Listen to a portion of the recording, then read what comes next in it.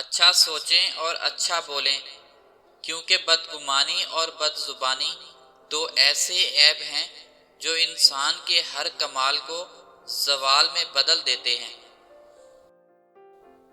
تعلقات کو ٹھیک کرنے کی بجائے اپنے مالی حالات کو ٹھیک کرنے کی کوشش کریں، تعلقات خود بخود ٹھیک ہو جائیں گے۔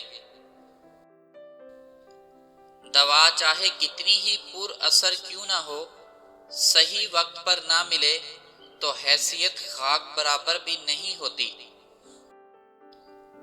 معاف کر دیں ہر اس شخص کو جس نے آپ کو تکلیف دی، اور صبر کریں، بے شک اللہ بہترین اجر دینے والا ہے۔ تم نے سچ کہا تھا کہ عورت صرف محبت کی لاٹھی کے سہارے عمر بھر نہیں چل سکتی، اسے غیرت کی تحفظ بھری چھاؤں بھی درکار ہوتی ہے۔ اور پھر میں تمہارے معاملے میں اتنا شدت پسند ہوں کہ دنیا کے کسی بھی کونے میں بیٹھا کوئی شخص اگر تمہارے بارے میں سوچتا بھی ہے تو وہ میرا دشمن ہے۔